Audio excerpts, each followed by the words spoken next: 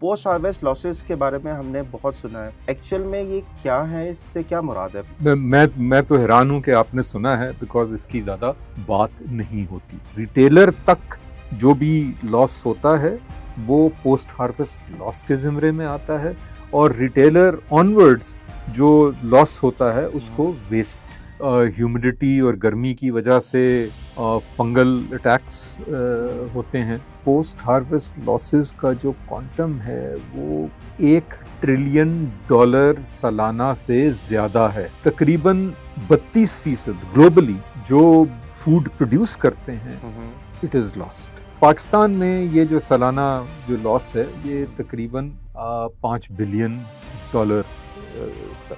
कौन सी ऐसी फसलें हैं जिनमें ज़्यादातर ये लॉसेस देखने में आ रहे हैं? जितनी ये जो हैं फ्रूट्स एंड वेजिटेबल्स, पाकिस्तान में 40 से 50% दाम जो है वो ज़ाया हो जाता है। अस्सलाम वालेकुम, एग्रीकास्ट की एक और एपिसोड में आपको खुशामदीद करते हैं। और आज हम जिस टॉपिक पे बात करने जा रहे हैं उसका चर्चा पूरी दुनिया में है। जितने भी तमाम जो एग्रीकल्चर से रिलेटेड एनालिस्ट हैं और जितने भी आप रिपोर्ट्स में भी देखें तो उसमें बहुत ज़्यादा एक चीज़ को हाईलाइट किया जा रहा है, वो है पोस्ट हार्वेस्ट लॉसेस। अब ये पोस्ट हार्वेस्ट लॉसेस हैं क्या? इनसे क्या नुकसान हो रहा है? क्या इनको दूर करने की ज़रूरत है? किन फसलों पे इसका ज़्यादा हमें असर देखने को मिल रहा है और किन टेक्नोलॉजीज़ का इस्तेमाल करते हुए हम इसको दूर कर सकते हैं?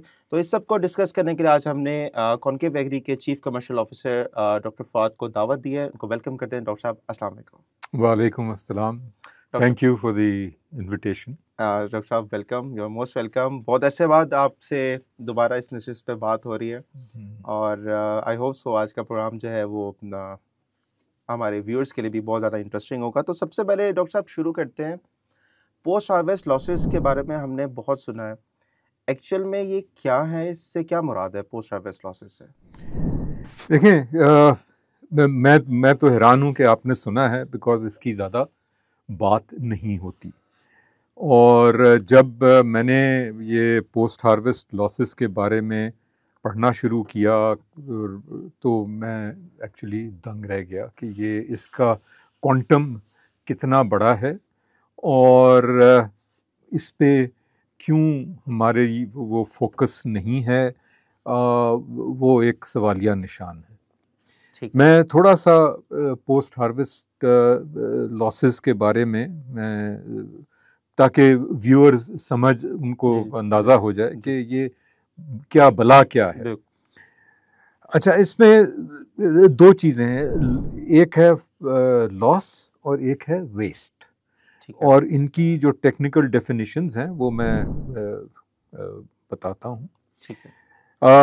लॉस जो है वो कोई भी ये क्रॉप है या फ्रूट है या वेजिटेबल है, वो जब उसकी प्रोडक्शन जिस स्टेज पे आके ख़त्म होती है, यानी कि वो हार्वेस्ट के लिए तैयार हो जाता है, वहाँ से उसकी जो भी उसमें से ज़ाया होता है उसको वो लॉस समझा जाता है। ठीक है। कुछ जो है वो हार्वेस्ट में उसका लॉस हो जाता है, कुछ जो है वो जब उसको ड्राई कर रहे होते हैं या पैकेज कर रहे होते हैं या उसकी ट्रांसपोर्टेशन हो रही होती है या स्टोरेज, वहाँ लॉसेस आते हैं और वो पोस्ट हार्वेस्ट लॉस से। ठीक। अच्छा, फिर एक और फिनोमेना है जो कि वेस्ट का है। वेस्ट जो है वो शुरू होती है जब आपका जो भी है फ्रूट, वेजिटेबल, ग्रेन, ये आपका पहुंच जाए रिटेलर के पास।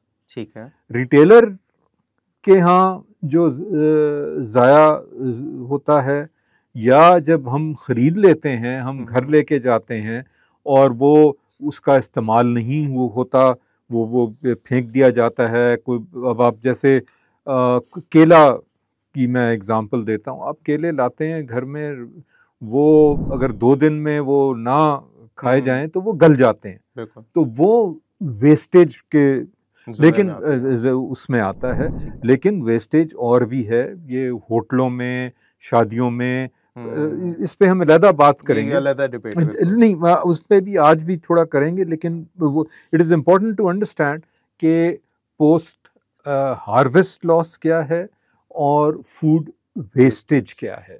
तो ये दो अलहदा चीज़ें हैं, और टेक्निकली इसमें ये है कि रिटेलर तक जो भी लॉस होता है वो पोस्ट हार्वेस्ट लॉस के ज़िम्मे में आता है, और रिटेलर ऑनवर्ड्स जो लॉस होता है उसको वेस्ट या वेस्टेज के उसमें आता है। ठीक हो गया। तो अब जो कोट अन कोट तरक्की याफ्ता ममालिक हैं, उनकी जो पोस्ट हार्वेस्ट लॉस है वो बहुत कम है, लेकिन उनकी फूड वेस्टेज बहुत ज़्यादा है। ओके। जो डेवलपिंग कंट्रीज़ हैं, जो जैसे पाकिस्तान हो गया, पाकिस्तान के जो नेबर्स हैं वो अफ्रीका के अक्सर ममालिक, ये साउथ अमेरिका के अक्सर ममालिक, वहाँ वेस्टेज कम है, ज़्यादा पोस्ट हार्वेस्ट लॉस है। ओके। अच्छा, ये इसका क्वांटम कितना है? देखें, ये बड़ी हैरानी की बात है कि डॉलर वैल्यू में अगर इसको देखा जाए तो पोस्ट हार्वेस्ट लॉसेस का जो क्वांटम है वो $1 ट्रिलियन सालाना से ज़्यादा है। ओके। ये डॉलर वैल्यू है। बाय वेट हम तकरीबन 32% ग्लोबली जो फूड प्रोड्यूस करते हैं, it is lost. And by वो कैलोरी वैल्यूज़ तकरीबन 22% जो है वो वो ज़ाया हो जाता है। काफ़ी बड़ा नंबर है। मैंने कहा कि इस पे आगे चलने से पहले ये थोड़े सी चीज़ें जो हैं इनको, और पाकिस्तान में ये जो सालाना जो लॉस है ये तकरीबन $5 बिलियन सालाना। बहुत बड़ा नंबर, बहुत बड़ा। ठीक हो गया। डॉक्टर साहब, आपने इसके कुछ फैक्ट्स और फिगर्स बताए कि पूरी दुनिया में कितने लॉसेस हो रहे हैं, पाकिस्तान में कितने लॉसेस हो रहे हैं। थोड़ा सा ये भी बताएं कि कौन सी ऐसी फसलें हैं जिनमें ज़्यादातर ये लॉसेस देखने में आ रहे हैं? जितनी ये जो हैं फ्रूट्स एंड वेजिटेबल्स, क्योंकि ये वैसे ही पेरिशेबल होते हैं, इनकी शेल्फ लाइफ वो कम होती है, तो ये इनके लॉसेस ज़्यादा होते हैं। लेकिन ऐसा नहीं है कि ये गंदम या चावल या मकई, इनमें भी लॉसेस हैं, और वो हर स्टेज पे हैं। गंदम का अगर हम देखें तो देखें जो बड़ा वो किसान है उसके पास शायद हार्वेस्टर होगा जिसमें वो थ्रेशिंग भी हो रही है, वो सारी एक्टिविटीज़ मैकेनिकली हो रही हैं और अच्छी मशीन है, तो वो हार्वेस्ट इमीडिएटली हार्वेस्ट के बाद जो एक्टिविटीज़ होती हैं उसमें उसका शायद कम लॉस हो। आप जो छोटा किसान है उसके पास मशीन की अगर एक्सेस नहीं है तो वो मैनुअल हार्वेस्टिंग करता है, फिर वो उसकी जो थ्रेशिंग है वो भी हाथ से हो रही होती है, जिससे जो ग्रेन है उसके टूटने का वो प्रोबेबिलिटी बढ़ जाती है, तो वो वहाँ ज़्यादा वो लॉस होती है, बिकॉज आप टेक्नोलॉजी नहीं इस्तेमाल कर रहे, मशीन नहीं इस्तेमाल कर रहे। फिर जहाँ ये जो स्टोरेज फैसिलिटीज़ हैं वहाँ बहुत ज़्यादा लॉसेस होते हैं, क्योंकि वहाँ एक तो ह्यूमिडिटी और गर्मी की वजह से फंगल अटैक्स होते हैं, और फिर उस पर ग्रेन क्वालिटी तो डिक्रीज़ होती है, लेकिन फंगस के अलावा ये इंसेक्ट्स और पेस्ट्स भी आ जाते हैं, ये चूहे खा जाते हैं, ये अगर प्रॉपर स्टोरेज ना हो। जी, ठीक हो गया। तो ये कहना, अब जैसे आम जो है पाकिस्तान में 40% आम, 40 से 50% आम जो है वो ज़ाया हो जाता है। काफ़ी बड़ा नंबर है ये, बिल्कुल।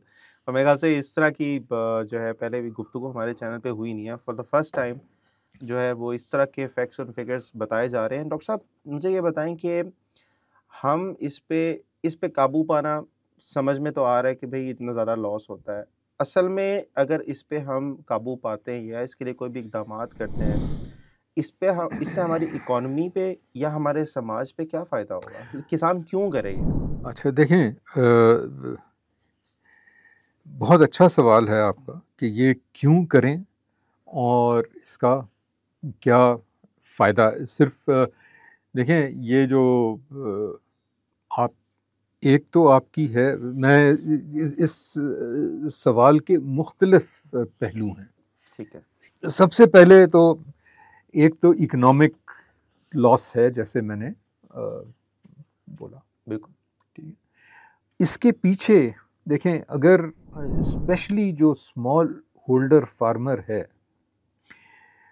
उसकी क्या वो होता है, वो क्योंकि उसके पास स्टोरेज फैसिलिटी नहीं है, तो उसको वो फ़ौरन अपनी जो प्रोड्यूस है वो बेचनी पड़ती है। बिल्कुल।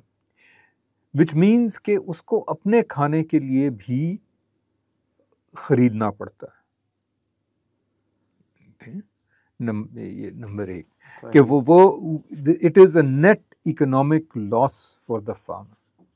अच्छा, दूसरे, जब हार्वेस्ट होती है वो उसके इर्द गिर्द भी हार्वेस्ट हो रही है, तो उस वक़्त जो वो प्रोड्यूस है उसकी मार्केट में कीमत ऑब्वियसली कम होगी, क्योंकि एक सरप्लस, हर एक कोई बेच रहा है, सप्लाई ज़्यादा है उसमें। हाँ, वो it's a buyers market at that time, तो वो अच्छी कीमत नहीं वसूल कर सकता। ये एक और इकोनॉमिक लॉस हुआ। ये प्रॉब्लम आसान नहीं है, लेकिन अच्छा, फिर देखें, एक बड़ा एक और जो लॉस है और जिसका हम इकोनॉमिक टर्म्स में उसकी जो है क्वांटिफिकेशन नहीं हुई, वो ये है कि आप जब आपने कोई भी क्रॉप, फ्रूट, वेजिटेबल उगाया तो उसमें कुछ इनपुट्स गई, ठीक है, फर्टिलाइज़र गया, पेस्टिसाइड गया। अच्छा, इकोनॉमिक जो उसकी कॉस्ट है वो तो अकाउंट फॉर हो गई, ठीक है, लेकिन उसका एक एनवायरमेंटल कॉस्ट है। बिल्कुल। ठीक है, जब आप फर्टिलाइज़र इस्तेमाल करते हैं तो ग्रीन हाउस गैसेस एटमॉस्फेयर में जाती हैं, उसकी कोई अकाउंटिंग नहीं। अच्छा, पानी जो आपने इस्तेमाल किया वो भी जो ज़ाया हुआ फिर, क्योंकि आगे, ठीक है, अच्छा, वो चीज़ है। अच्छा, क्योंकि ये आपकी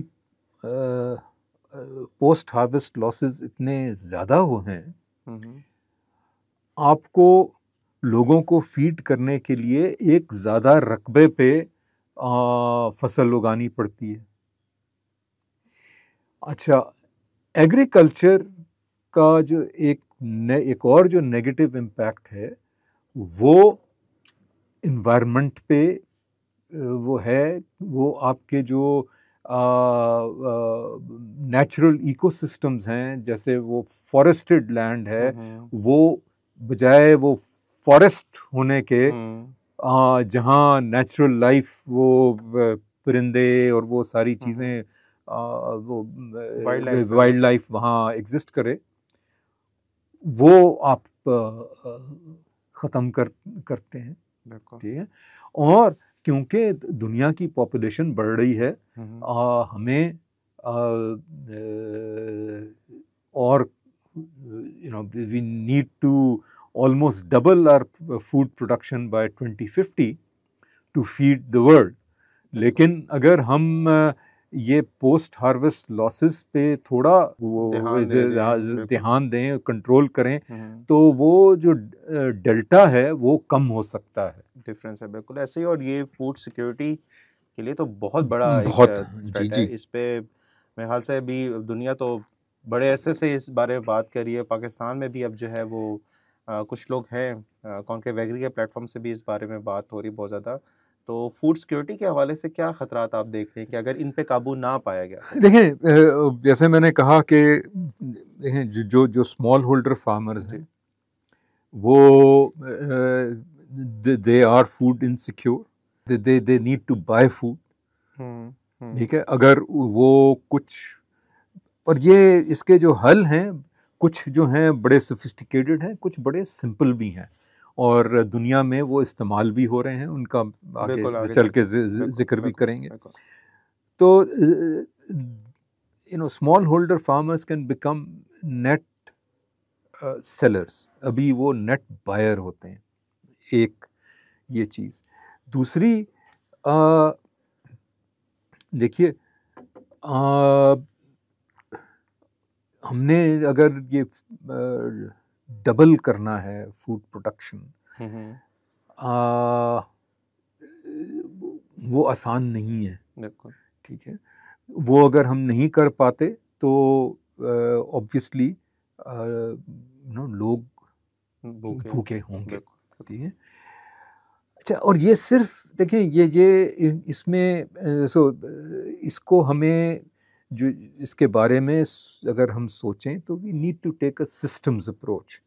अनफॉर्चुनेटली देखिए, पाकिस्तान में और बहुत सारे ममालिक में कोई ऑब्जेक्टिव सिस्टम नहीं एग्जिस्ट करता, फ्रेमवर्क नहीं एग्जिस्ट करता कि वो पोस्ट हार्वेस्ट लॉसेस और फूड वेस्टेज को वो मेजर करें। बिल्कुल। ठीक है, तो जब तक आप किसी चीज़ को मेजर नहीं करेंगे, आप उसको कंट्रोल नहीं कर पाते। ठीक राइट है, राइट। क्योंकि आप हर स्टेज पे अगर आपको पता चले कि किस स्टेज पे कितना लॉस है, हम्म, तो वो आप उसके हिसाब से वहाँ इंटरवेंशन कर सकते हैं। बिल्कुल बिल्कुल। तो मॉनिटरिंग के लिए मेरे ख्याल से कोई बहुत अथॉरिटी या कोई एक बॉडी होनी चाहिए पाकिस्तान में भी, या फिर? नहीं, मेरे ख्याल में बॉडी की ज़रूरत नहीं है, नई एक आप बॉडी खड़ी कर दें। पाकिस्तान में ऑलरेडी बहुत सारी बॉडीज़ हैं वो जिंदा लाश बन चुकी हैं। हाँ, सो existing bodies, they need to create a framework to measure on how to measure food loss and wastage, और वो ताकि हर स्टेज पे वो आई मीन मैं अभी कुछ मैंने डेटा डाउनलोड किया था, और ये मुश्किल नहीं है। देखें, मैंने कुछ मुख्तलिफ ममालिक का डेटा डाउनलोड किया। उन्होंने एस्टिमेट किया हुआ था कि वो उनके यहाँ कितनी वो लॉसेस लॉसेस हैं। हैं, और साथ वो मेथडोलॉजी भी दी हुई थी कि ये किस तरह उन्होंने रिकॉर्ड किया गया। मेजर किया। ठीक है। तो वो अक्सर ममालिक में वो सर्वेज या कंट्रोल्ड एक्सपेरिमेंट्स के के चीज़ें ज़रिए होती उन्होंने वो एस्टिमेट किया हुआ था। पाकिस्तान में जो आखिरी शायद सर्वे हुआ था, और ये शायद एफएओ का डेटा है। अच्छा सही। वो और सर्वेज हुए होंगे, लेकिन जिस जो डेटा रिपोर्ट हुआ है वो 2015 में शायद आखिरी सर्वे हुआ था। अच्छा। उसके बाद जितने वो जो हैं फूड लॉस के एस्टिमेट्स, वहाँ आगे लिखा हुआ है लिटरेचर रिव्यू के तो वो बेसिकली दफ्तर में बैठ के उन्होंने एस्टिमेट लगा दिया कि यार इतना होगा। इतना। अब जब तक आपको ऑन ग्राउंड रियलिटी नहीं पता, तो आप उसको कैसे करेक्ट करेंगे? बिल्कुल ठीक हो गया। डॉक्टर साहब, आपने जो मसाइल हैं उनको आइडेंटिफाई किया, आपने जो की पॉइंट्स हैं, की एरियाज जहाँ पे इम्प्रूवमेंट की ज़रूरत है या जिनसे हम इन लॉसेस को कर सकते हैं। मेरा एक मेन सवाल है कि कौन सी ऐसी टेक्नोलॉजीज़ हैं या कौन से ऐसे तरीक़ाकार हैं जो एक किसान अपने लेवल पे या फिर गवर्नमेंट के लेवल पे लोग कर सकते हैं जिनसे इन लॉसेस को दूर किया जा सकता है? देखें, तो ये सवाल पे का जवाब देने से पहले आई थिंक ये कहना ज़रूरी है कि दुनिया में पोस्ट हार्वेस्ट लॉसेस पे काम हो रहा है, रिसर्च हो रही है। दुनिया में कुछ लीडिंग यूनिवर्सिटीज़ हैं जिन्होंने इस पे काम किया है। मैं 2 का नाम लेता हूँ। यूनिवर्सिटी ऑफ इलिनॉय का एक पूरा इंस्टीट्यूट है, ADM institute for post harvest losses. MIT में एक उनकी डी लैब है, डी लैब के नाम से वो मशहूर है, जहाँ उन्होंने पोस्ट हार्वेस्ट लॉसेस पे काम किया। ठीक। अच्छा, देखें, सबसे पहले तो आपको ये देखना है कि हार्वेस्ट के वक्त जो लॉस होता है उसको कैसे कंट्रोल किया जाए।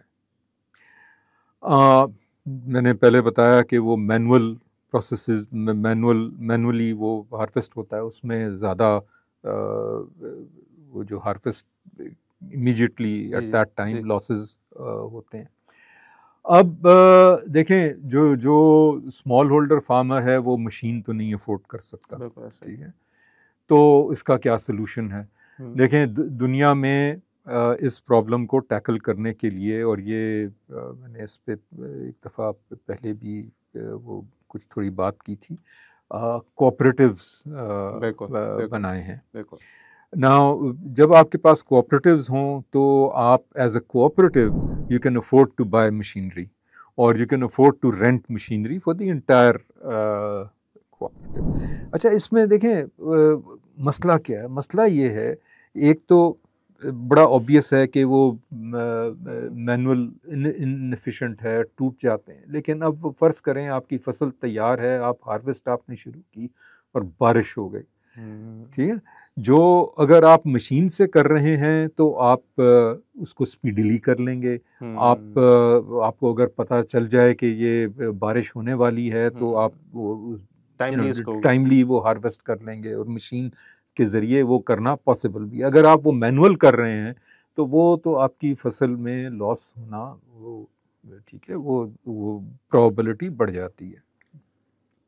तो मेरे नज़दीक ये कोऑपरेटिव्स बहुत ज़रूरी हैं, और ये क्योंकि देखें, नेक्स्ट स्टेप है कि आप अगर ये कहते हैं कि यार मैं अभी मार्केट में तो रेट नहीं है, तो मैं क्या करूं?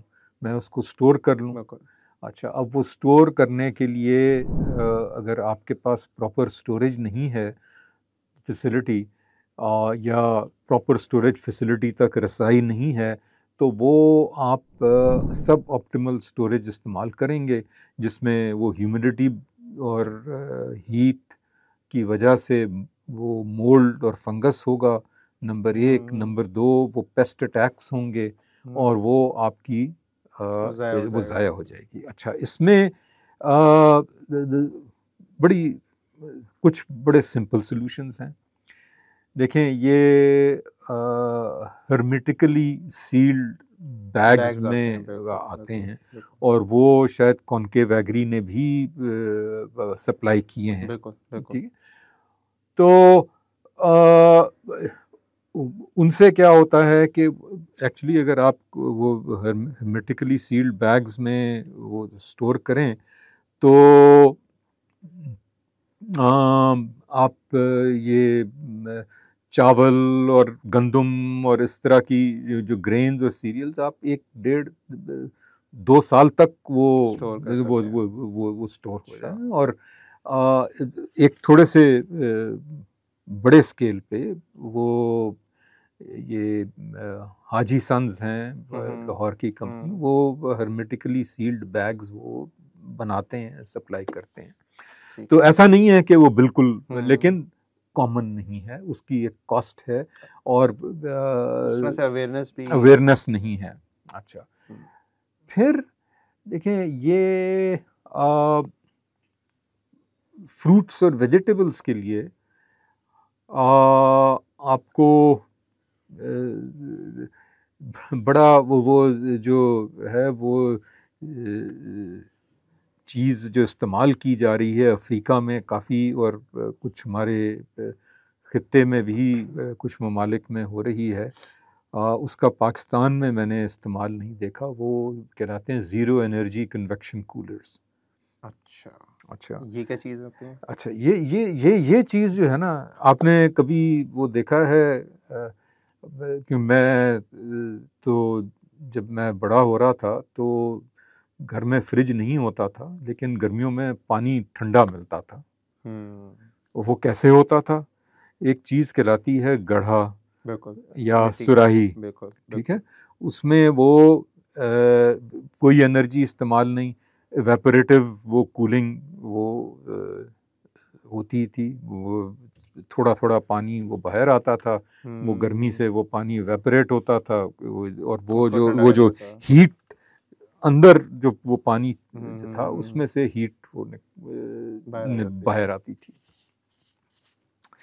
तो उसी तरह आप ये आप ये ईंटों का ज़रा स्केल आपको थोड़ा बड़ा करना पड़ता है। वो डबल लेयर ईंटों की आप स्टोरेज बनाएं, बीच में आप ये रेत वो भरें, और सही। जो अंदर वाला जो एरिया है हम्म, वो आप ग्रेन वगैरह। फ्रूट्स और वेजिटेबल्स अच्छा, स्टोर करने के ठीक लिए है। इस्तेमाल करें। अच्छा, सही। तो उससे जो है ये जो हैं ये ज़ीरो एनर्जी कूलर्स, ये 7 डिग्री तक कम वो टेम्परेचर कर लेते अच्छा, हैं, इतना तो फ़र्क है। इतना फ़र्क होता है। तो वो उससे आपकी जो शेल्फ लाइफ है वो डबल हो और जाती कॉस्ट भी मेरे ख्याल से कोई है। इतनी। ये आप कॉस्ट कोई इतनी ज़्यादा नहीं है। हम्म, अच्छा, फिर इसी तरह आप जब हम साइलोस की बात करते हैं तो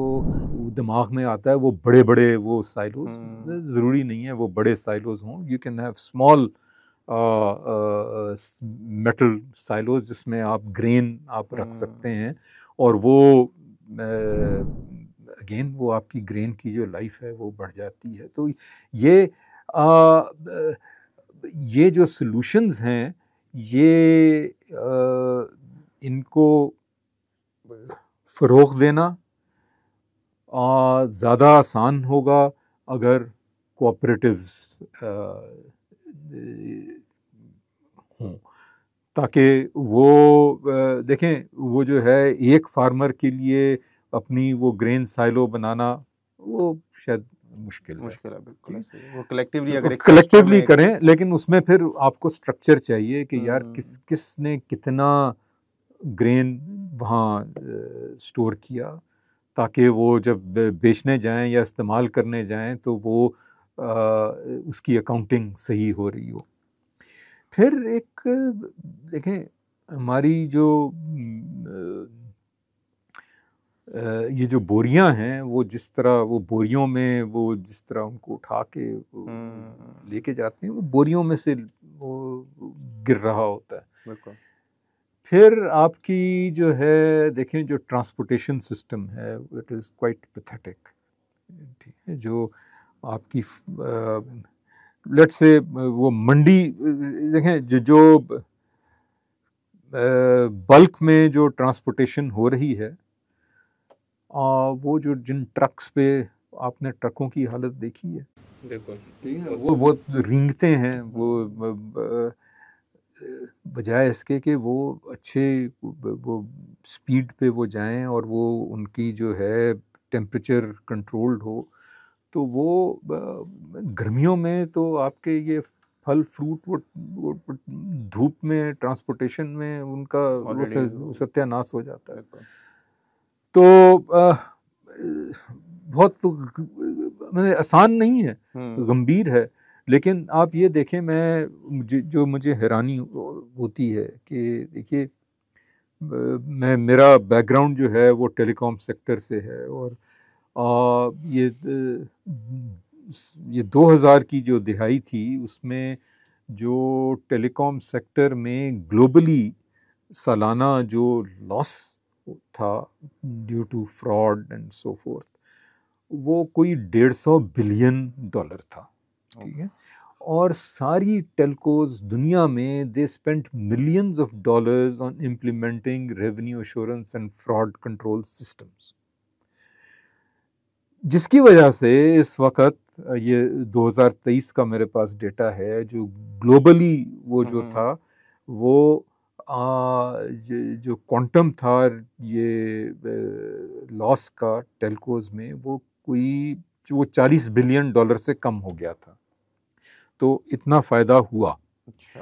अब मैंने देखें $1 ट्रिलियन से ज़्यादा का लॉस हो रहा है पूरी दुनिया में, लेकिन ये इसमें इन्वेस्टमेंट हमें स्टोरेज सिस्टम्स में, ट्रांसपोर्टेशन सिस्टम्स में, पैकेजिंग, ग्रेडिंग, ये उस तरह नहीं नज़र आती।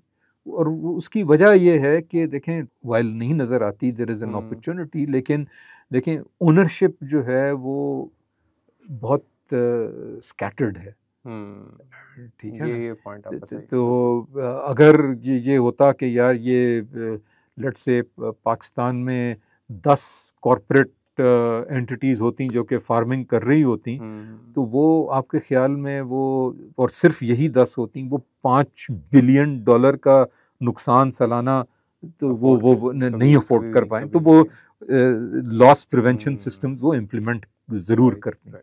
तो ये बिकॉज इतने ज़्यादा हैं, स्केल ऐसा है, तो while we know what needs to be done, लेकिन it is difficult to implement. बिल्कुल। अब इसमें पिछले कुछ मेरे ख्याल से कुछ महीनों पहले हमने गंदम की कुछ नई पॉलिसीज़ भी आई थी पंजाब की तरफ से, और उनमें कुछ इलेक्ट्रॉनिक वेयर हाउसिंग का भी कुछ जिक्र था कि उसमें आप जमा कराएंगे, अपनी गंदम जमा कराएंगे, आपको एक रिसिप्ट मिल जाएगी। तो वो क्या चीज़ है? वो भी इसी तरफ एक कदम? देखें बिल्कुल उसमें देखें ये इलेक्ट्रॉनिक वेयर हाउस रिसीट बड़ा अच्छा वो इक़दाम है, और वो पंजाब नहीं, वो पूरे पाकिस्तान में वो है।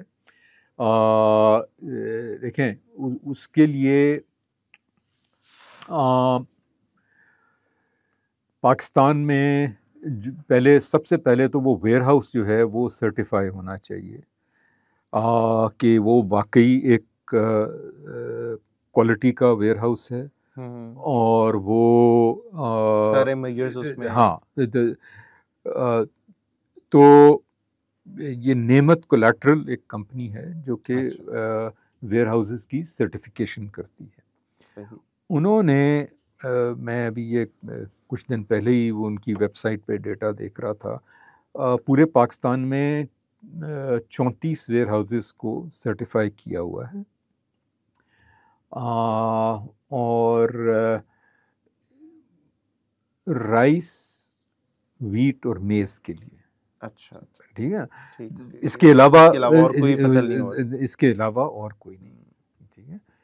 और वो फिर देखें वो होता क्या है, वो ये है कि आप अपनी प्रोड्यूस लेके जाएं, वो उसकी क्वालिटी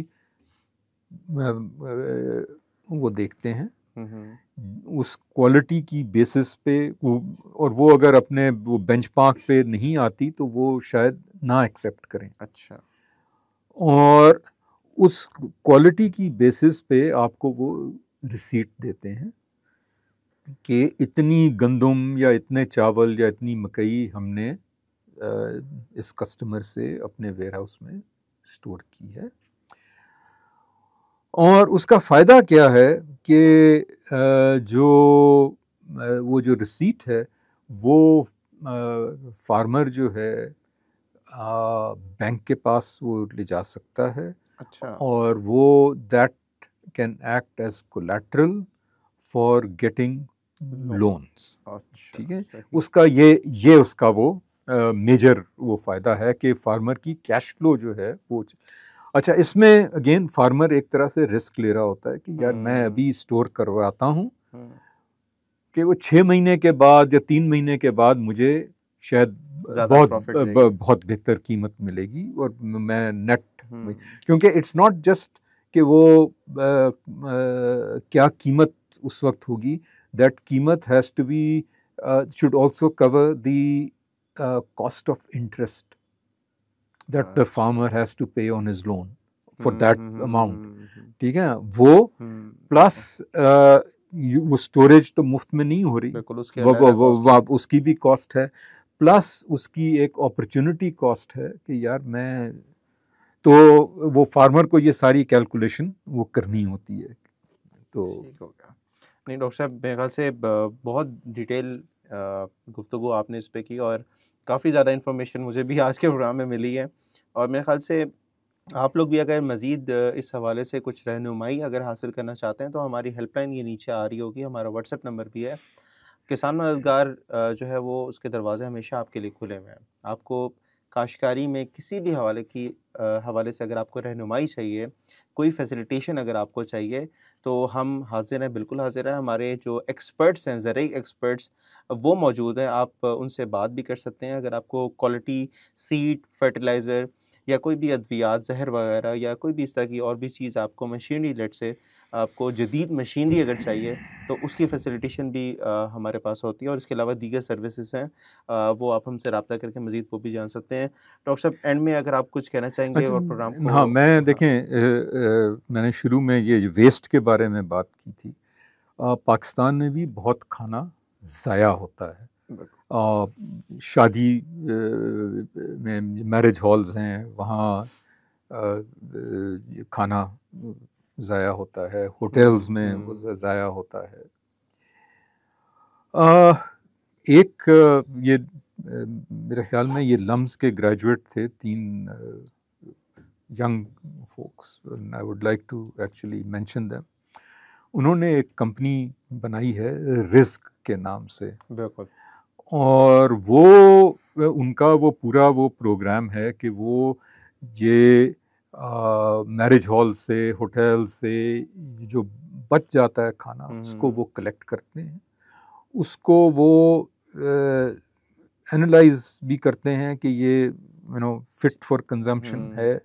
जो फिट फॉर कंजम्पशन होता है वो फिर आगे डिस्ट्रीब्यूट करते हैं अच्छा। टू डिजर्विंग पीपल, और वो उनका पूरा एक वो है, मॉडल है उनका। वो उनकी वो जो नीड असेस करते हैं, और ये और उनको फिर एक रेगुलर सप्लाई उनको इंश्योर करते हैं। तो इस तरह के इनिशिएटिव्स और भी होने चाहिए हैट्स बिल्कुल। ऑफ टू देम, बिल्कुल। I think they are doing great work. तो आई मीन ऐसा नहीं है कि ये पूरी वो ब्लैंक स्लेट है। आई थिंक वो आइसोलेशन में बहुत से लोग बहुत कुछ कर रहे हैं, लेकिन जिस स्केल पे वो करना है और जो कर, it's huge, the problem is huge. देखें, उसमें ट्रांसपोर्टेशन है, स्टोरेज है, मशीनरी है, अवेयरनेस रेजिंग है। अब और ये पूरा ये it's a global issue. Even person जिसका शायद एग्रीकल्चर से कोई ख़ास ताल्लुक़ नहीं था, 1975 में यूएन की जनरल असेंबली में हेनरी किसिंजर ने ये कहा कि food loss and wastage is a huge problem, और हम चाहेंगे कि अगले 10 साल में ये 50% रिड्यूस हो।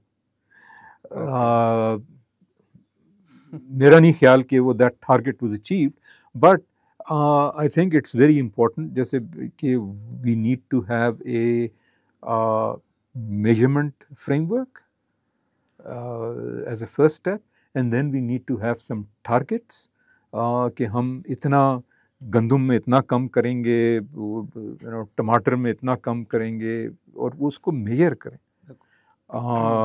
एटलीस्ट कहीं से तो स्टार्ट हाँ, हो। और फिर वो देखें कि हम are we achieving our targets और नॉट।